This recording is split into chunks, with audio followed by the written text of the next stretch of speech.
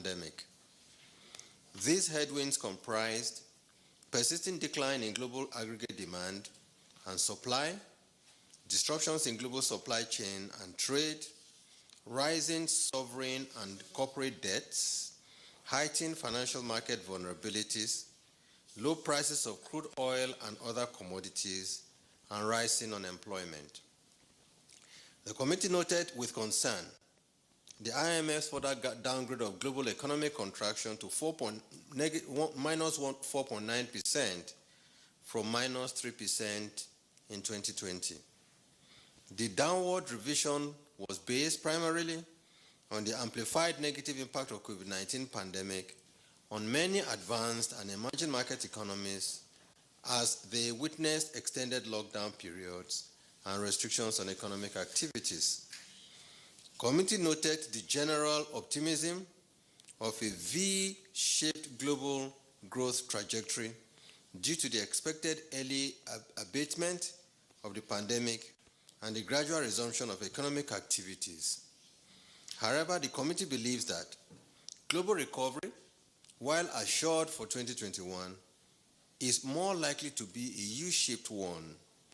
In this regard, it is not surprising that the recovery has been revised downwards from 5.8% to 5.4% in 2021. Committee observed the continued downward trend in inflation in most advanced economies, particularly below 2.0% long-run target, despite the huge monetary and fiscal stimulus injections during the period.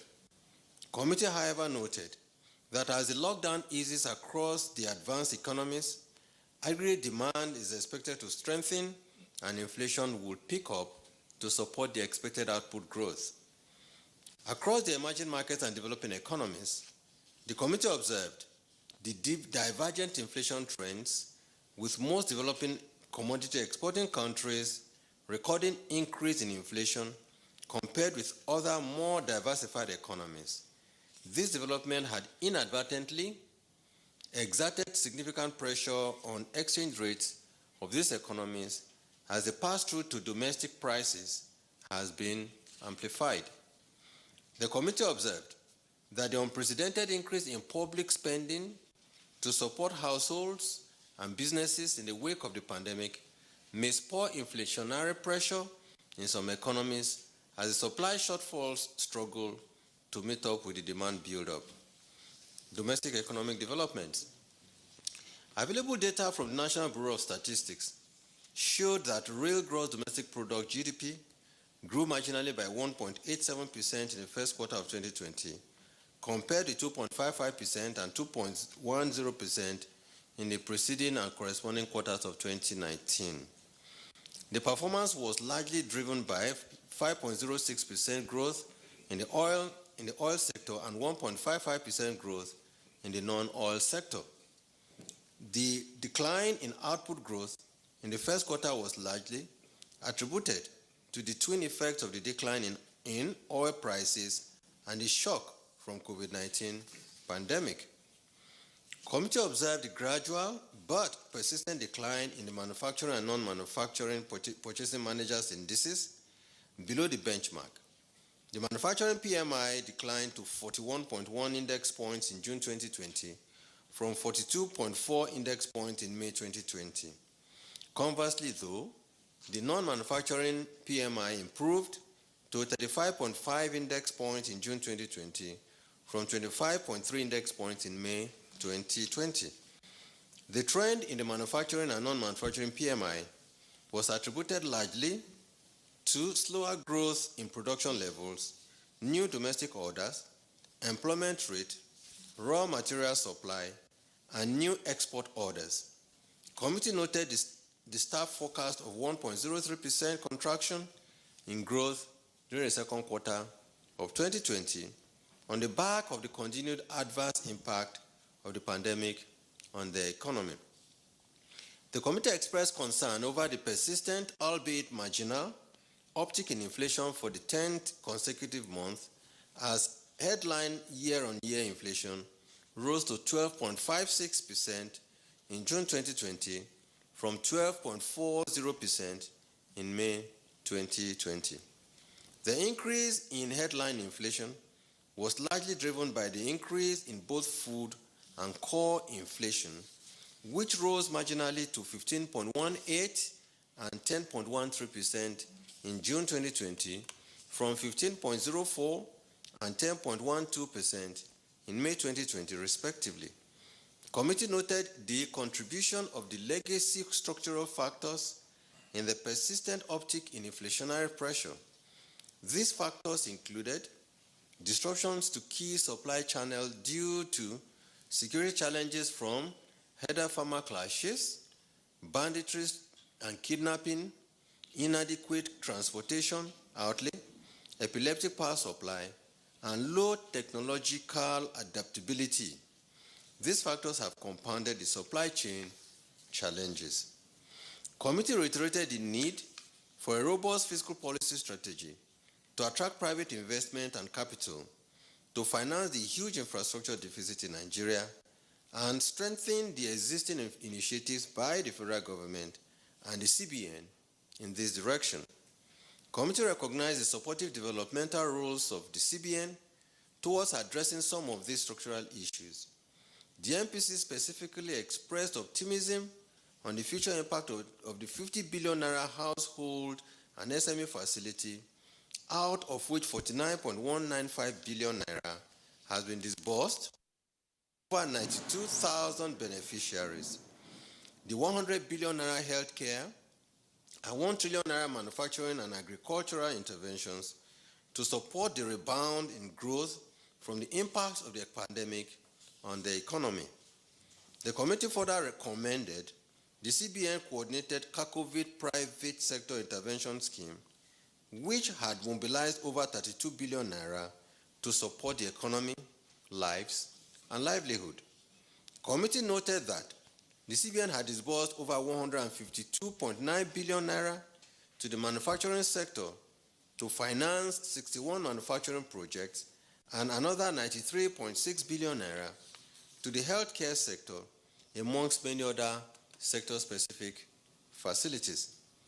The committee is hopeful that upon further drawdown of these intervention facilities, the much-needed reset and rebound of the Nigerian economy will become a reality. The committee noted that broad money supply M3 grew by 1.64% in June 2020 from 2.72% in May 2020, largely due to increases in net domestic assets, NDA, and net foreign assets, NFA. The growth in M3, however, remained well below the indicative benchmark of 13.09% for June 2020. Aggregate domestic demand net grew by 5.16% in June 2020, compared with 7.47% in May 2020. The committee commended the CBN loan-to-deposit ratio initiative to address the credit conundrum, as the total gross credit increased by 3.33 trillion naira from 15.567 trillion as at May 2019 to 18.99 trillion naira at the end of June 2020.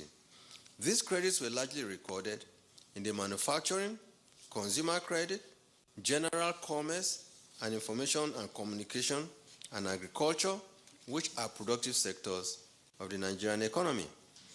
Money market rates remained relatively stable in the review period, reflecting the prevailing liquidity situation in the banking system.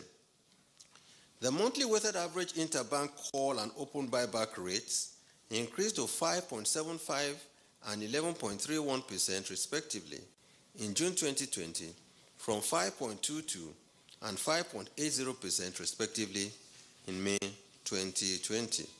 The committee welcomed the modest recovery recorded in the equities market as the all-share index and the market capitalization increased by 6.33 and 6.44% on April 30th and June 30th, 2020, respectively.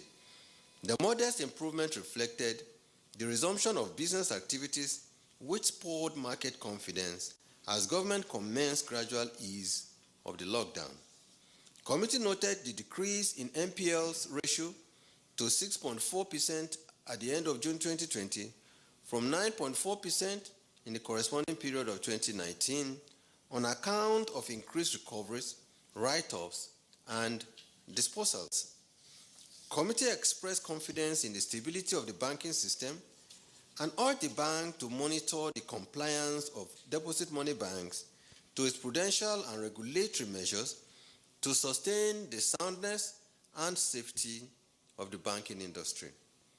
In the light of the bank's continued efforts to find innovative ways of using local resources to diversify the sources of the country's foreign exchange reserves, the committee welcomed the decision of the Central Bank of Nigeria to develop a gold purchase framework under the federal government's Presidential Artisanal Gold Mining Development Initiative. The standardized gold bars, which will be purchased in Naira from Nigerian miners and refiners, would not only create thousands of jobs for the artisans, but to provide a new source of foreign exchange accretion to our reserves and ensure the strength and stability of our currency, the Naira. The committee also commended the federal government for the approval to establish a CBN-led infrastructure development company which would leverage local and international funds for rebuilding of critical infrastructure across the country. This entity, which will be wholly focused on Nigeria and Nigerians alone, will be co-owned by the CBN, the African Finance Corporation, and the Nigerian Sovereign Wealth Investment Authority, but exclusively managed by an independent infrastructure fund manager that will mobilize local and foreign capital to support the federal government in building the transport infrastructure required to move agriculture and other products to processors, raw materials to factories, and finished goods to markets. The sum of 15 trillion naira is projected over 5 years for the initial run. The committee noted with satisfaction CBN's immediate work on the updates and timelines for the establishment of this much-needed entity. The outlook. The outlook for the global economy remains weak. The IMF's earlier expectations that the coronavirus pandemic will wane by the end of the second quarter of 2020 as economies implement the various prevention protocols were not achieved. Several countries witnessed a second outbreak after the initial ease in lockdowns. This necessitated the IMF's downgrade of output growth forecast for both 2020 and 2021. The slow recovery in oil prices and its attendant volatility is projected to continue in 2020 and well into 2021. This will further dampen recovery prospects, particularly for most oil exporting countries. With many central banks in the advanced economies exhausting their conventional monetary policy headroom, unconventional monetary policy tools will trigger global liquidity surfeit with consequences for many emerging markets and developing economies, including volatility in international financial systems and markets. Provisional data on key domestic macroeconomic variables indicate that the Nigerian economy may record negative quarterly GDP in the second quarter of 2020, but there is cautious optimism that the year may end in marginal negative territory with strong recovery prospects in 2021. The committee's consideration. The committee's considerations were guided by the developments in the global and domestic economic environment. The MPC noted that the current coordinated efforts by the federal government to contain the COVID-19 pandemic will reposition the economy on a sustainable path of rapid recovery. Committee welcomed the government's articulated fiscal stimulus to cushion the impact of the pandemic on the households and businesses through various palliatives and fiscal incentives, and reiterated the need for effective and timely implementation. The MPC expressed the utmost need for both the monetary and fiscal authorities to collaborate for the optimal synergy for measures targeted at reviving the economy. The committee called on the government to sustain its efforts at diversifying revenue sources and ensure fiscal prudence, particularly with the use of the recent grants and multilateral concessionary loans. The committee encouraged the adoption of counter-cyclical fiscal policy framework to shield the economy from persistent revenue shocks. The Monetary Policy Committee noted the bank's overarching commitment to maintaining price stability and encouraged the bank to sustain the current measures targeted at moderating inflation, including addressing some of the supply-side structural challenges. The committee urged the bank to continue to give particular attention to its mandate of exchange rate stability, given the recent volatility in the international financial system, to avoid excessive demand pressures in the foreign exchange market. The Monetary Policy Committee commended the bank on its efforts in sustaining the soundness and resilience of the financial system, particularly in the face of severe economic challenges. The committee noted the bank's drive to accelerate credit growth to the private sector, especially to micro, small, and medium-scale enterprises, and the recent monetary stimulus package to households and businesses affected by the pandemic. The committee's decision.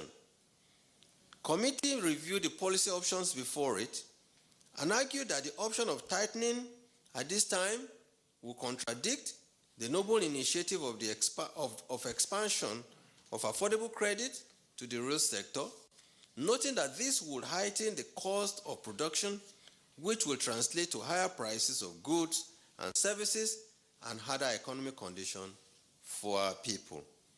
On the other hand, loosening monetary stance will provide the desired succor for stimulating output growth and rapid recovery, but with implications for domestic private investment and capital mobilization to support the huge domestic financing gap.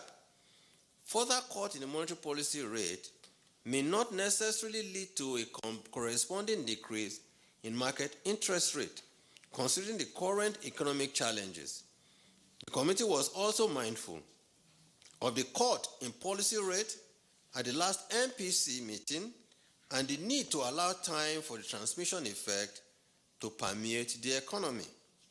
Given the plethora of monetary and fiscal measures recently deployed to address the impending economic crisis following the COVID-19 outbreak, it will be a relatively cautious option to hold in order to evaluate the effectiveness of these tools at addressing the current challenges, particularly with mounting uncertainties within the domestic economy, as well as the external vulnerabilities.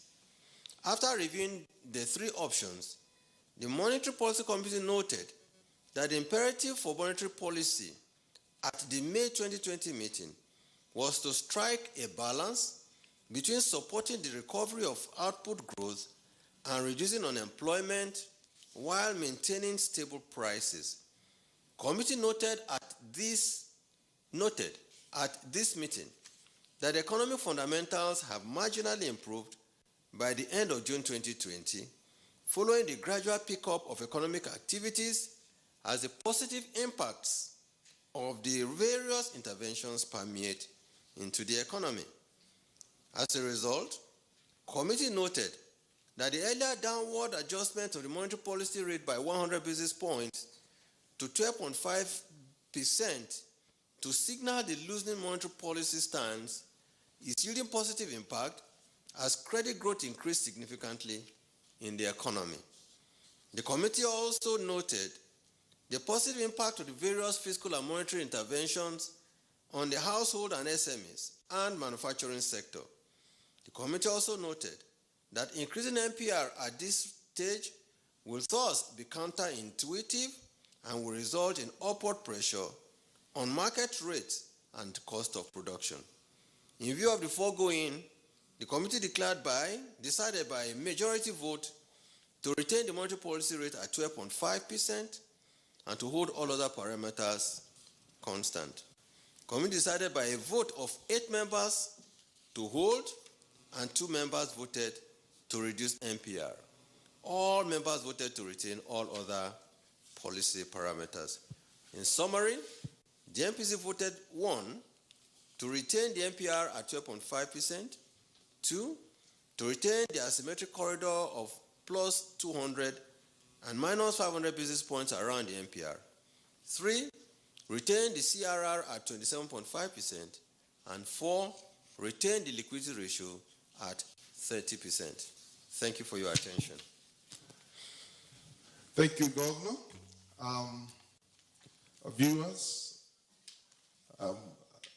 we have come to the question and answer session. In consonance with the new normal, some of our pressmen have wired in some of their questions. And I have five questions from 3 pressmen here. And I will take those questions so that the governor can attempt to provide answers to them. I have 2 questions from Mr. Chima Obinna from This Day newspaper. The first question goes, there are fears that the COVID-19 pandemic has very adversely impacted banking systems across the world. How strong and sound is the Nigerian banking system today in the light of the massive economic and health challenges occasioned by the pandemic? The second question, he says, some of your critics have said that the forbearance you granted banks to restructure loans for their customers is like postponing the doomsday. What is your take on this? The second question comes from Ndoka Chejina of The Nation. 2 weeks ago, you started a currency adjustment. What should local and foreign investors expect from this exercise?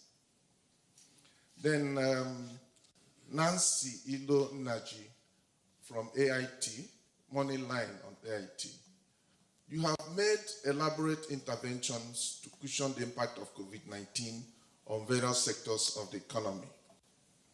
Do you have any feedback as to the impact so far of these interventions? And lastly, last week, President Buhari launched the CBN gold buying project. How will this impact the way you manage Nigeria's external reserves? These are some of the questions coming from our colleagues. Mr. Governor, sir. Well, thank you very much. On the first question, that tends to be asking questions about the soundness of the Nigerian banking system. Let me say that, and repeat myself, that the Nigerian banking system remains very strong and resilient. I must say that unlike in other climes, the Nigerian banking industry appears to be one of the well-regulated industries in the world today. We have prudential ratios that have been prescribed for the banks, and they are required to ensure that they abide by those prudential ratios. For instance, some of the very prominent ones are the non-performing loans ratio, the capital adequacy ratio, or the liquidity ratio. To demonstrate the fact that the Nigerian economy remains strong and resilient, as at May 2019, non-performing loans ratio in the industry was 11.1%. As at June 2020, NPLs have dropped to 6.41%. For capital adequacy ratio, which is a ratio that measures the size of capital that banks deploy into risk assets, as at June 2019, capital adequacy ratio was 15.2%. But as at June 2020, It had just remained flat at 15%. On liquidity ratio, by August 2019, liquidity ratio was 48%. But as of June 2020, liquidity ratio had dropped to 37%. Yes, liquidity ratio has dropped, and I will say understandably so. Because, for instance, you will note that from around July 2019 to June 2020, gross loans and advances advanced into the economy as a result of CBN's loans deposit ratio has increased by 3.33 trillion naira from 15.6 trillion in June 2019 to 18.9 trillion naira as at June 2020. And these loans were granted to some of the productive sectors, like I read in the communique. For instance, manufacturing sector received 815 billion naira. Retail and consumer loan sector received 615 billion naira. The agric and forestry and fishery sector received 255 billion naira. General commerce received 221 billion naira. And information technology and communication received 208 billion naira amongst the few. These were the large numbers out of the 3.3 billion naira that was granted. So what we're saying is that in spite of this large sum granted in a year, from 15.6 to about 18.9 trillion, and the prudential ratio still looking so strong, this is a clear demonstration that the Nigerian economy or the banking system remains very strong and resilient and able to support the economic development of Nigeria. Second, Chima said that some of our critics have said at CBN that the forbearance granted by the CBN to banks to restructure loans for customers is like postponing the doomsday. Let me say that the pandemic, the health crisis occasioned by the pandemic itself would have resulted in a doomsday for the banking industry and by extension the economy. Ordinarily, the central bank is not in the business of granting forbearance because it has its prudentials. When banks comply, you give them a tick. When they don't comply, you apply the necessary sanctions. But out of the need to say that the central bank, the monetary authorities must be seen to be working with the fiscal and government to see to the resolution of the problems arising from COVID-19 and the drop in commodity prices, that the CBN should be seen to offer some forbearance to banks and by extension to their customers. And listen, if the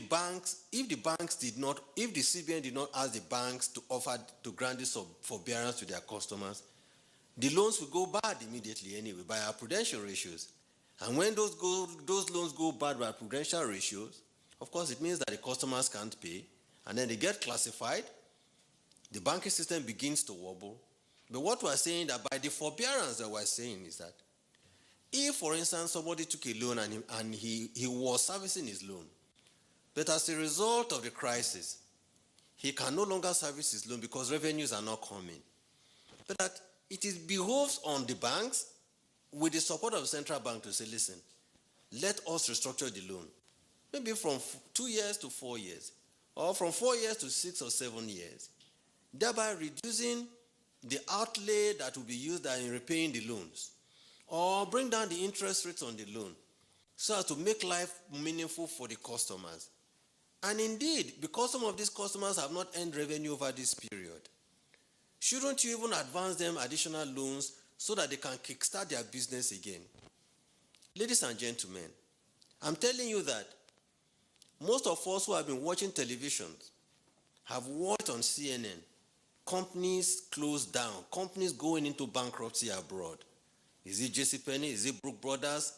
Most of the luxury or even consumer shops have gone into bankruptcy because they cannot find, they are no longer making, they are no longer earning anything. But we are saying that here in Nigeria, at least I'm yet to read the story of any large corporate or any conglomerate going into bankruptcy. Now, on the strength of this forbearance, I would say that so far, 22 banks out of almost about 27 of them have come to the central bank to restructure about loans of about 35,640 of their customers. And this restructure is just only about 7.8 trillion naira, which constitutes 41% of the total industry loans. Total industry loans, let's not forget, is 18.9, which we still indeed consider a little bit low, because we are indeed going to continue to encourage the banks to see how they can grant more forbearance to those customers. Perhaps if we see forbearance rising to about 60%, 65%, we get a little bit more comfortable that yes, we have really been able to turn the corners by assisting businesses to get over their business and then come over again back to life. You can imagine a man or somebody who owns a school who took a loan from a bank, and for 2 terms they have not earned school fees because children are home and they have not paid school fees. If the children are at home and they have not earned revenue, then it is just sensible and reasonable to expect that that school will not be able to service its loan. If the school cannot service its loan, then what we encourage banks to say is extend or restructure the loan. Make repayment a little bit more friendly for the proprietor of the school, so that indeed grant him some more working capital for him to be able to restart the school when school starts. So what are we saying? That he can pay even some of his teachers while the children are at home. Then when the children are back, then he can begin to earn school fees again, and revenues can come. Even if he wants to increase the school fees at that time, even the parents can even understand. The authorities will understand. So those are the things that are involved in this restructuring. So when somebody says that, naysayers think that granting the forbearance postpones the doomsday, indeed, it completely helps us to resolve a doomsday scenario, because what we are trying to do is to say, what do we do to get companies and businesses and institutions alive in the wake of this pandemic? The third question says, 2 weeks ago, we started a currency adjustment. That is true. Like you know, we have always tried as much as possible to see how fast we move, and this started from even 2016. We started a gradual program of unification of the exchange rate closer to the NAFEX. And what we did as a result of the crisis, the fact that no doubt there is dollar shortage, but I still need to underscore the fact that Nigeria's real estate stands at 36 today, which is strong. Indeed, Nigeria has not even touched the $3.4 billion loan it took from the IMF, which is a sign of prudence and being cautious to say, let's be prudent in spending our money. So it's an adjustment process. That adjustment process, when somebody says what next, I can say that the market is stable right now at about 386 or 387, sometimes hovering towards 390, and it is understandable. And then it will go up and it will come down. We believe as it goes down, as dollars become more available and the liquidity in the market becomes more and more, what you will find is that the rates will appreciate and come down to a level that we think is at par with our exchange rate management practices. The fourth question says that we have made elaborate interventions to cushion the impact of COVID-19 on various sectors of the economy. That do we have any feedback as to the impacts of the COVID? Let me say that when the COVID struck, I would say at least when we started around February, we put on the table a couple of intervention facilities. One, we said we're making 50 billion available to support households and SMEs that are impacted adversely by COVID. We said 2, for the health and pharmaceutical companies, we're putting on the table 100 billion. To support the agriculture and manufacturing sectors to also remain in business, that we put on the table 1 trillion naira in intervention facilities. But I can say that as of today, the update is that over 152.9 billion has been disbursed to 61 manufacturing companies, like I read, out of the 1 trillion naira. 20 healthcare projects have been funded to the tune of about 26.278 billion out of the 100 billion. Under our agricultural small and medium enterprise equity fund contribution, the CBN has so far funded 11,613 beneficiaries with over 41 billion naira. This is different from the household. This AXMIS fund is like people who want to go into poultry, small scale. You are into a barber shop. What do? We make it possible for you to get your implements with which you go into your business. And we have funded close to 11,613 of these. And these are the micro and small businesses that very badly need access to credit in our economy. 4, out of the 15 billion naira we set aside for the household and small enterprises that are affected by the COVID, we are so far disbursed to over 92,000 people, the sum of close to about 49.195 billion naira.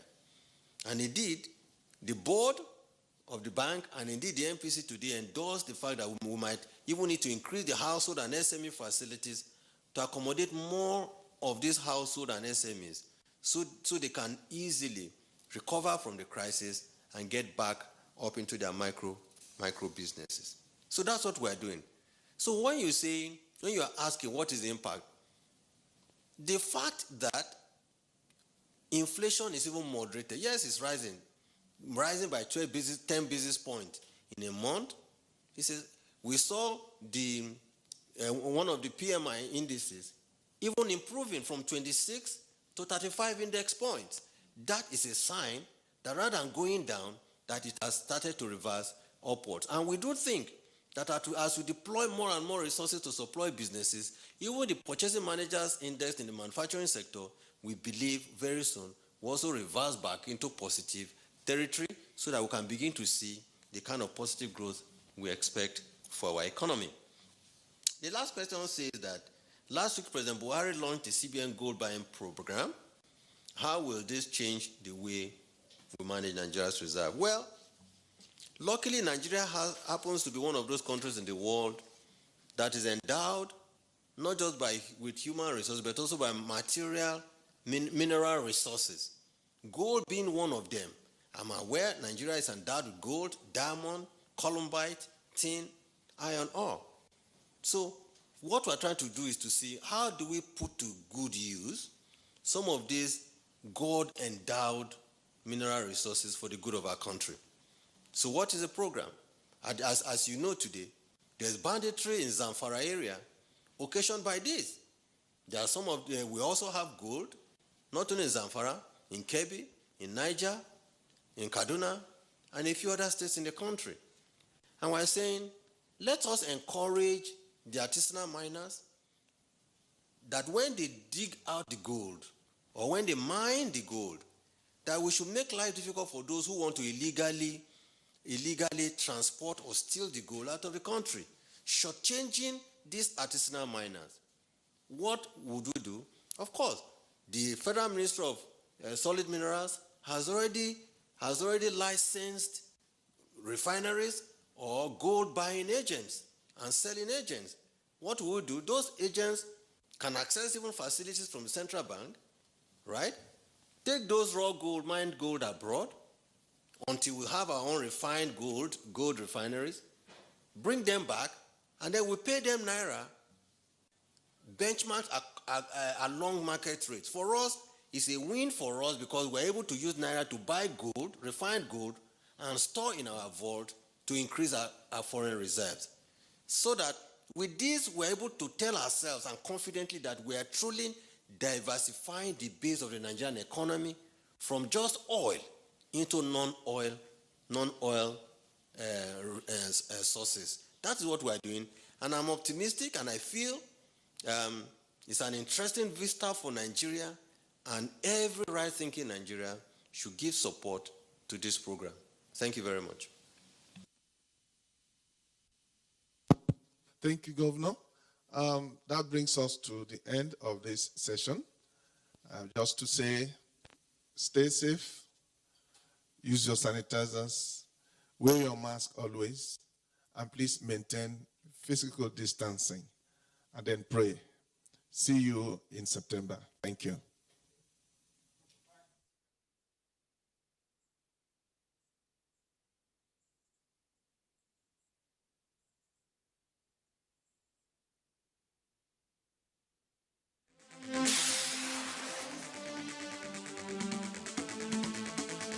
NTA Tuesday Live, analytical, in-depth, educative, and interactive on national issues accommodating all sides of opinions. We as a people have understood that we have to fight corruption before it fights us back. Poverty has a financial index, so it should be fought also with a financial weapon. Give it to the social investments program. It has been a very courageous battle. Tuesday Live, every Tuesday at 10:30 p.m. Join us.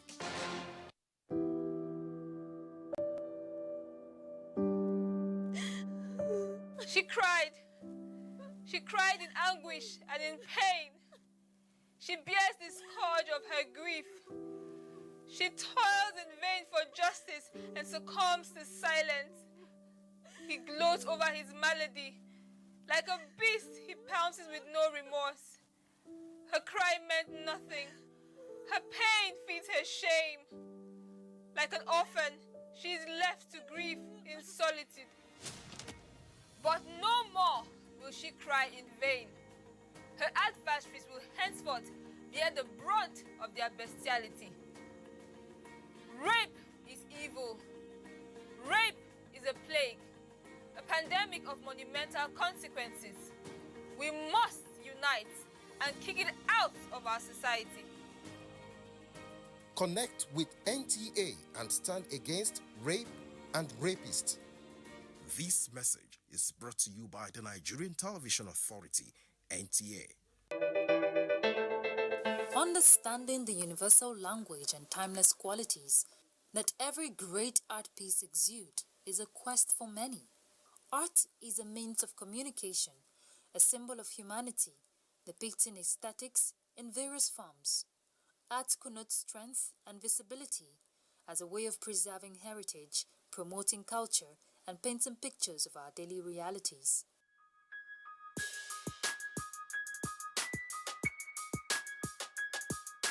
This young artist examines tales of the eyes, mind, and body through his works.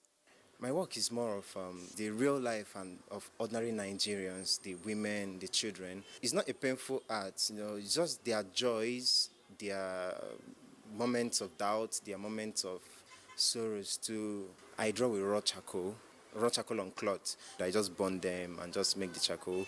A combination of brevity with comprehensive suggestiveness that appeals to one's sensibility.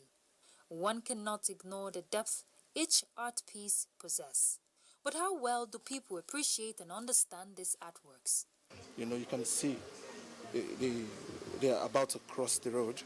So I saw the painting that you look before you leap. The child at the mother's back is relaxed. That means she trusted the mother so much that she's capable of protecting her from any danger.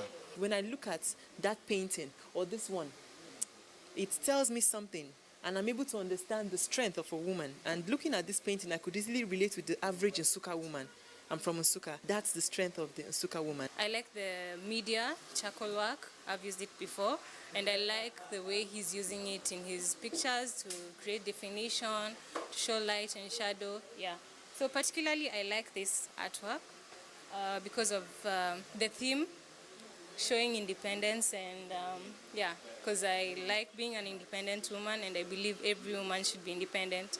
and they can be able to do anything that they desire to do. One or two things that I'll pick here is that it teaches us about what are we proposing in the narrative structures. Look at the woman in the day is showing that, okay, you can better yourself where you are, not necessarily when you move to cities. So people in the rural area, they too, if you are content with what you have. Every art piece speaks to the soul, with its peculiar references to details, although we may sometimes get lost while trying to understand its central message, and this can only be related by the artist. This is one of my favorite pieces. The piece is actually recent. I titled the work "The Gaze." For some reason, something captures their attentions, and whatever they are looking at, it's not making them sad, it's not making them happy. Children actually look up to their parents to see whatever they are doing.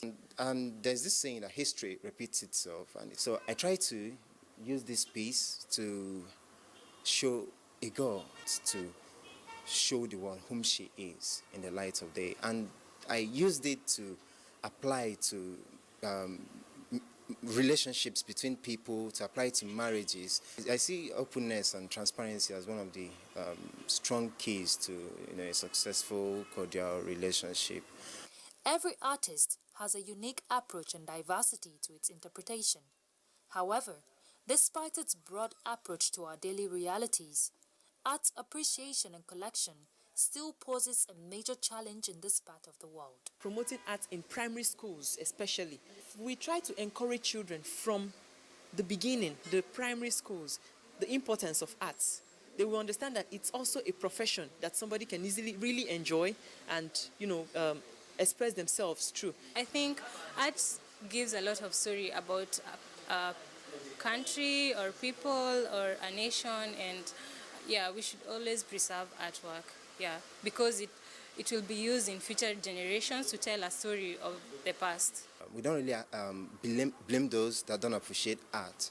You have to have conquered, food as a problem to be able to appreciate things like luxurious things. Most of us, we live a life of survival. It starts from building ourselves as a nation first before we can actually appreciate art. Art is no doubt a benchmark for nation building, a great assurance to sustainable growth, especially with the strings of creative expressions all around the country. If only we can look within and let every art piece we set our eyes on speak to our minds and body, then art appreciation will become more valuable. Wanyoma. Tomato, just tomato. Asampete. My woman, I say make I salute you proper. No, sir. Bring pepper soup on this table. I will pay. Just bring for me too. I will for master. Don't worry, blame for him. I will pay. Change my friend.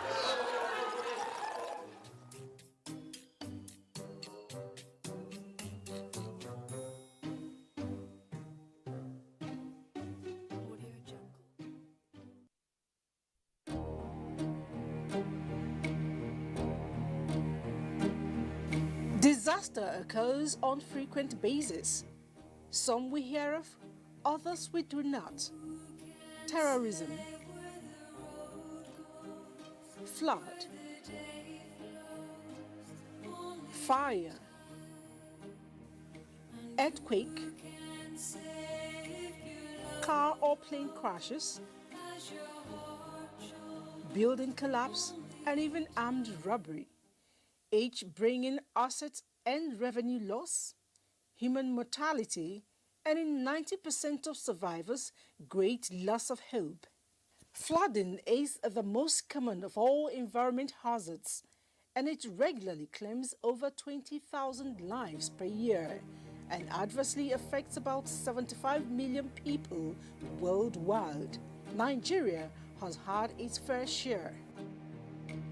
Who can say where the road goes, where the day flows, only time? And who can say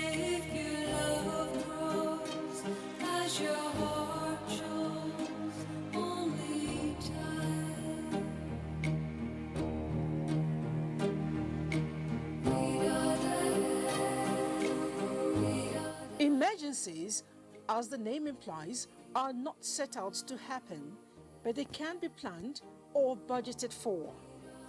Disaster management may not avert emergency threats, but it will decrease the impact of disaster where well handled. It then brings to the fore the key phases to management of disaster: mitigation, response, recovery, preparedness, and prevention. Every citizen must be well acquainted with all of them. Wishing disaster away does not avert it. Rather, as put in the local parlance, a man of valor is only identified at a time of emergency. Let us always be prepared.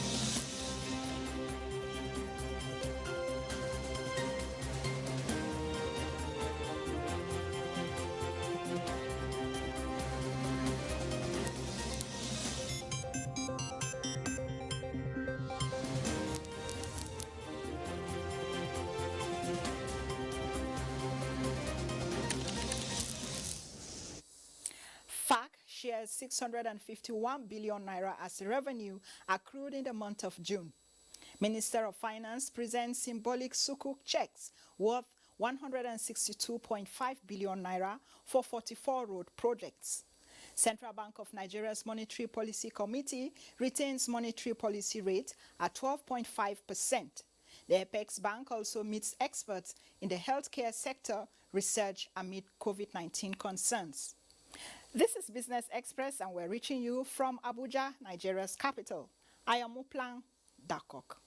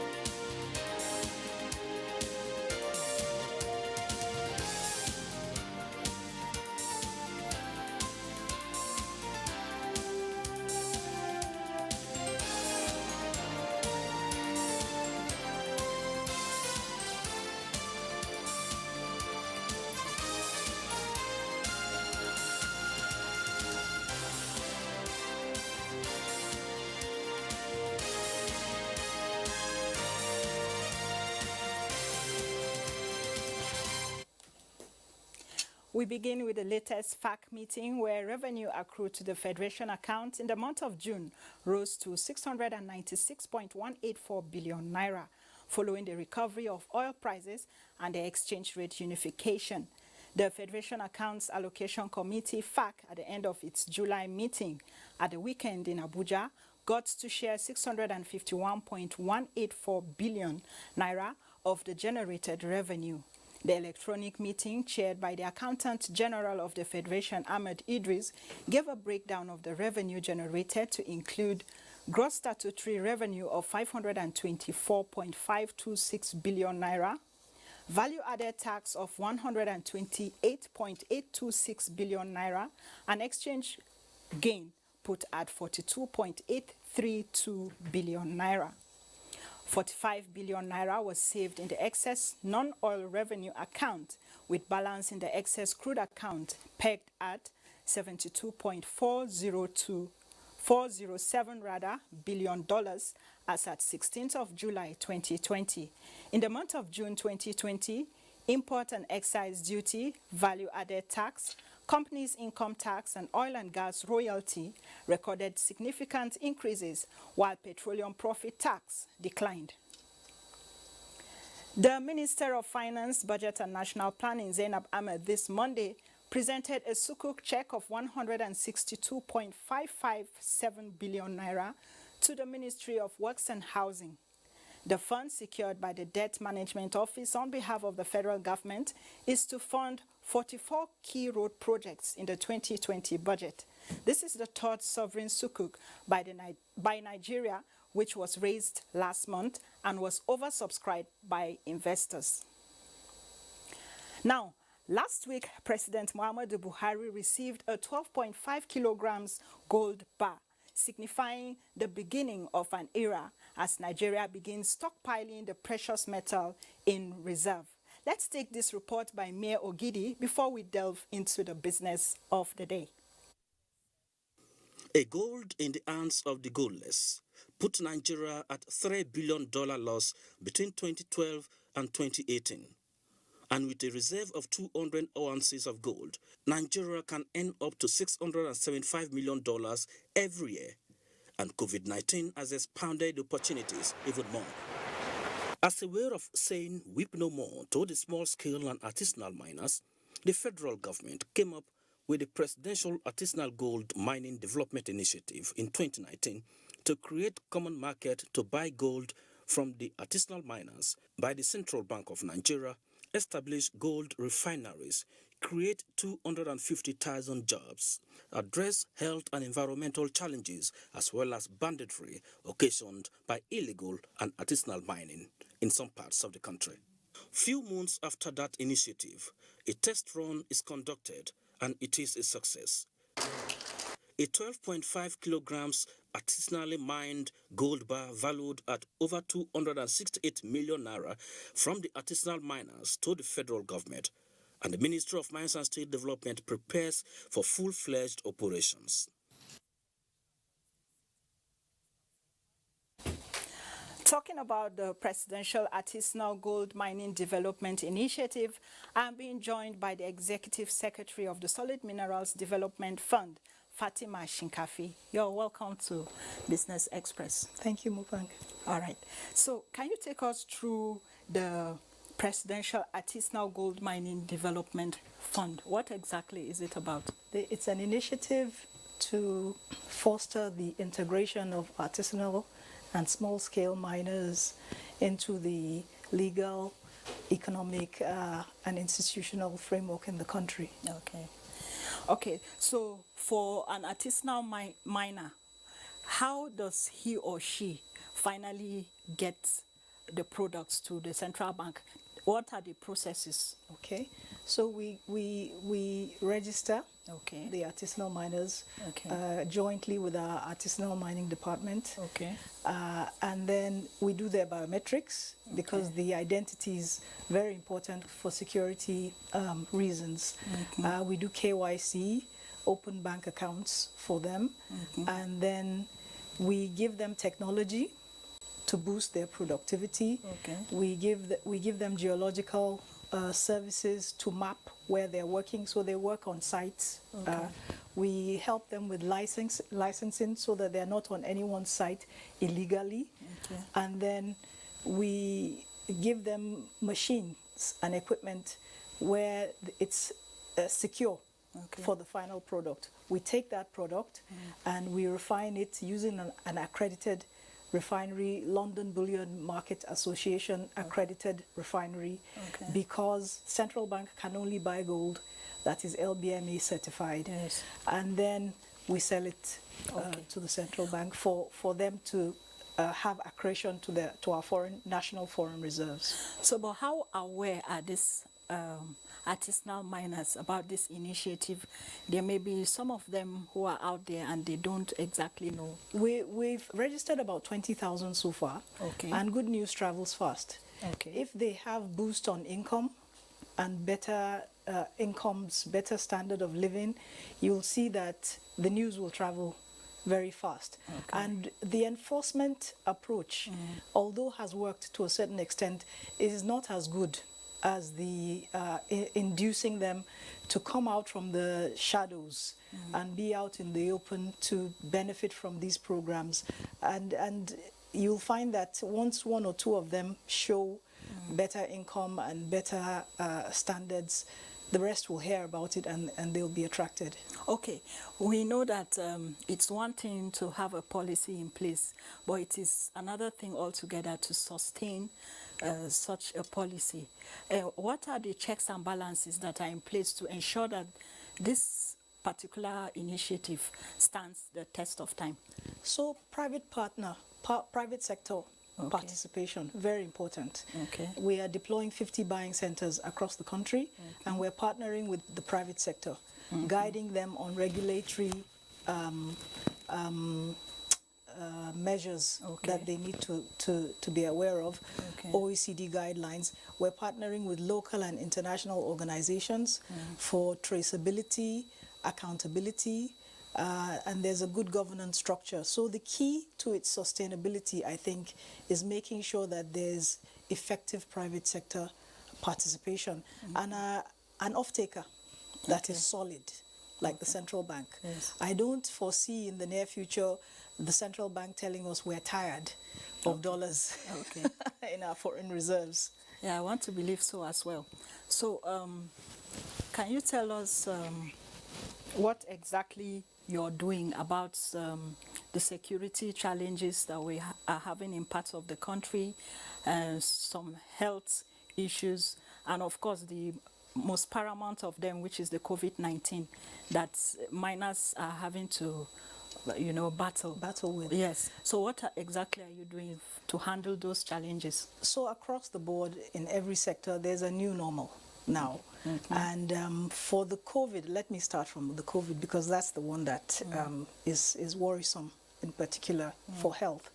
We're developing manuals with local and international partners to guide us how the new normal will be in mining as well. We know what we did before, so those manuals are being adapted to a more responsible way of doing things because we have no end date to COVID. But we can't sit and twiddle our thumbs and say people shouldn't earn. I was going to ask you if you have any plans of having international participation or international partnership. Absolutely. What are the plans on that? Already OECD guidelines were committed to responsible sourcing, and we have environmental compliance. You'll be surprised that it's not always international partners that have the answer. We contextualize our problems to our local needs. Sometimes they come and we tell them, but they just have a better strategy or way of packaging that implementation. So with local, I have a lot of regard for our local capacity, and we learn from them how to sensitize the miners to do things in a more environmentally responsible way. Data is very key across the board. Safer mining and sensitization to the miners and showing them. So if you don't have data, you will go digging anywhere, anyhow. Yes. But if you know exactly where to go, it mitigates against a lot of the safety concerns that you have in the mine. Okay. Sorry, you asked about security, even though it's more of a question for you want to talk about for General Brote. Okay. So our supply chain strategy has a framework that mitigates against conflict areas. Okay. Because the LBMA guidelines insist on responsible sourcing. The other great mitigant to insecurity is poverty alleviation. I think that the bullet and the bar here are going to be complementing each other. I prefer the bar. Okay. Enforcement is very difficult across a wide area of Nigeria. as you know, it's very expensive as Sorry, well. I'll just ask you this last question. Okay. So, do you think that gold has come to stay economically to help Nigeria out of her revenue challenges? Absolutely. We're going to have job creation. We're going to boost the diversification efforts, the sustainability plan of the economy. Fiscal and monetary policies will get strengthened, and will create jobs and get accretion to our foreign reserves as well. Okay. Thank you very much, Fatima Shinkafi, the Executive Secretary, Solid Minerals Development Fund. Thank you for coming. Thank you for having us here. All right. So this is Business Express reaching you from Abuja. The program continues after this break.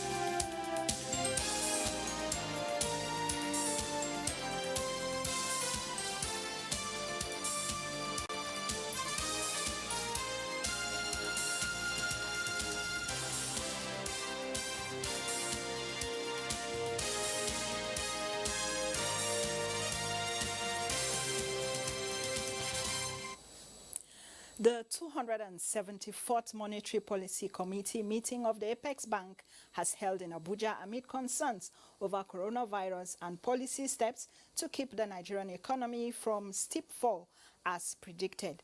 The MPC retained MPR at 12.5% and held all other parameters constant.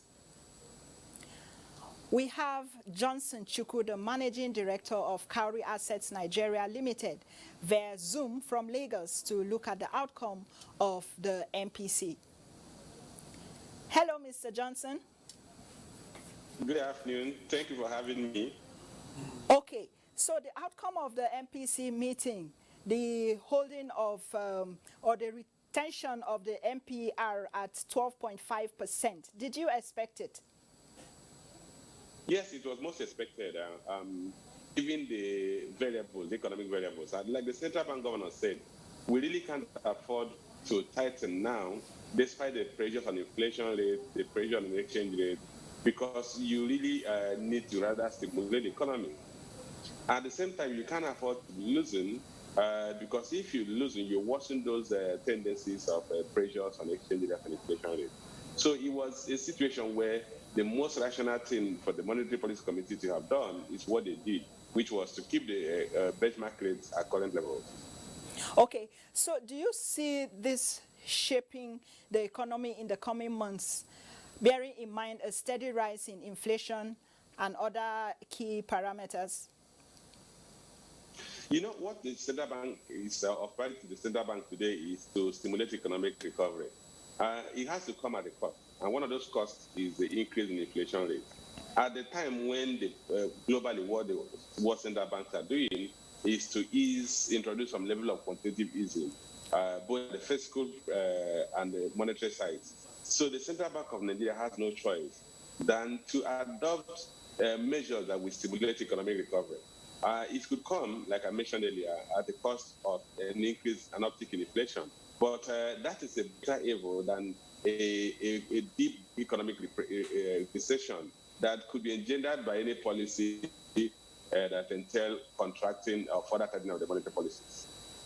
Okay.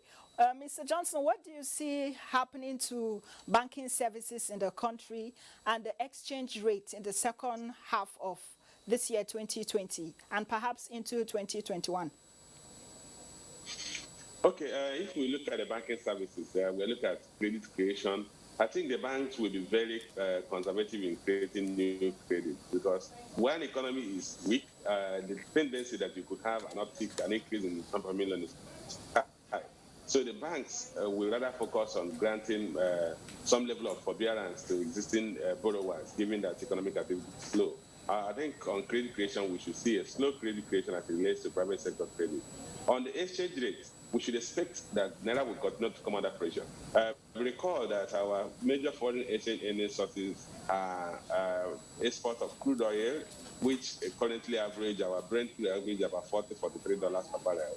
And our production, our quota, OPEC quota has actually dropped to just about 1.4 million barrels per day. Even when you add the condensate of about 300,000 barrels, you are still looking at 1.7 million barrels per day. Last year, we produced about 2 million barrels per day average. And the crude price today, I did mention, is about $43 per barrel. Last year, average crude price was about $64 per barrel. So we should expect that earnings from crude oil sales will decline. Again, other sources like diaspora remittances have also declined because globally, even Nigerians who live outside the country are not earning as much as they were previously. And then you look at foreign portfolio investments, that has also slowed down because of global economic crisis. So in terms of foreign exchange supply, the economy will, to some extent, be starved of foreign exchange supply. And that will put pressure on existing reserve as well as lead to an uptick or a depreciation of the local currency. So we should brace up for some level of adjustment, further rate adjustment as it relates to the Naira-dollar exchange rate.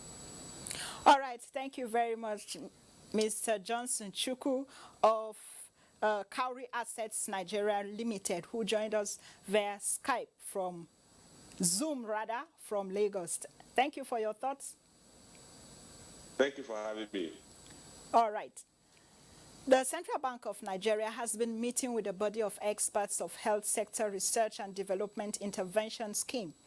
The meeting is against the backdrop of the central bank's quest to finance health infrastructure and guarantee Nigeria the best of healthcare services. Meanwhile, the Nigerian bourse logged a weekly loss of 0.06%, triggered by losses from Nigerian breweries, corn oil, and Julius Berger last week.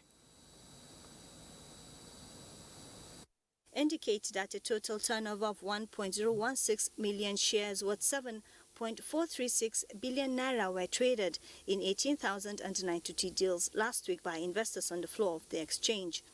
The NSE OSHA index appreciated by 0.08% to close last week at 24,287.66 basis points, while market capitalization stood at 12.670 trillion naira. All other indices finished lower, with the exception of NSE Lotus and NSE Industrial Goods indices, which appreciated, while NSE ASAM closed flat. The financial services industry led the activity chart with 784.322 million shares, valued at 3.305 billion naira, traded in 10,592 deals.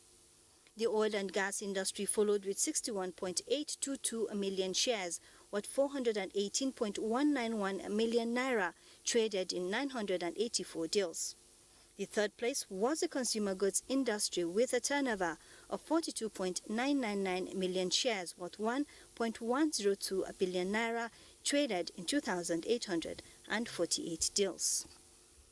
Trading in the top three equities, namely Sterling Bank PLC, FCMB Holdings PLC and FBN Holdings, accounted for 416.989 million shares, worth 791.078 million naira in 2,752 deals.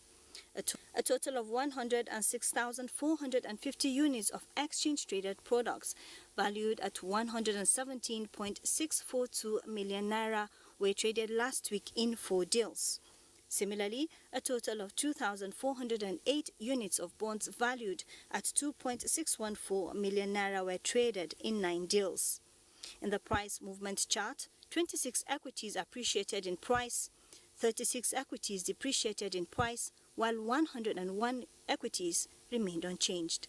That's Stock Market Report. Meanwhile, global cases of COVID-19 hovers around 14 million. How is this affecting global stocks? Let's see the market.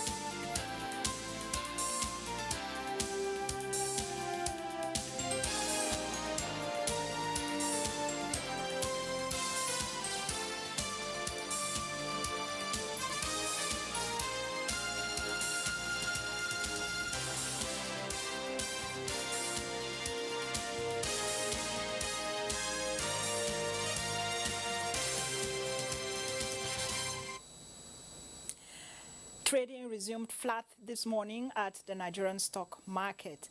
But at the close of trade this Monday, the NSE All Share Index lost 0.06% to settle at 24,273.42 points, while market capitalization stood at 12.66 trillion naira.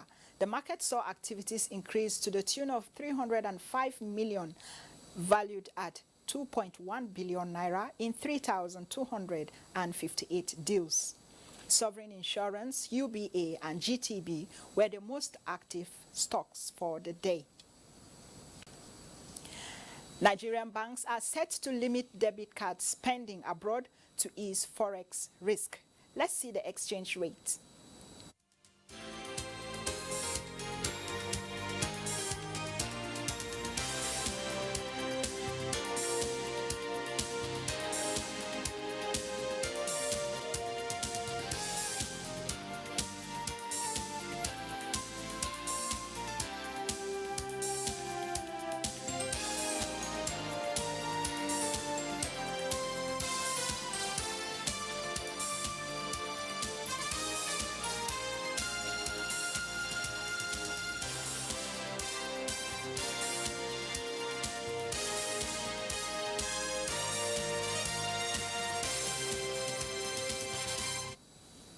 This is where we end this edition of Business Express. Be informed that all previous episodes are available on YouTube and on NTA's channels. You can also communicate with us on Twitter. The handle is at NTA News Now. And don't forget to use the hashtag BizX. And as the world battles COVID-19, make sure you follow all the laid down guidelines. Business Express returns Tuesday at 9:30 a.m. on the network service of the NTA. I am Muplang Dakok.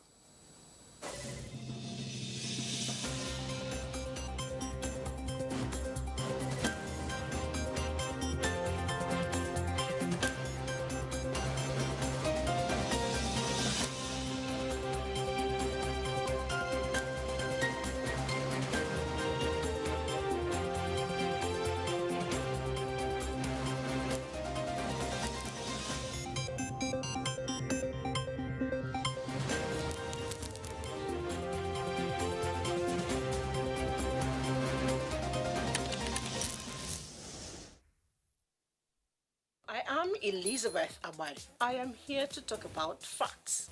There is so much misinformation and distortion out there, especially on the social media. All it takes is just a click and the fake news goes viral. However, here in NTA, we deal with facts.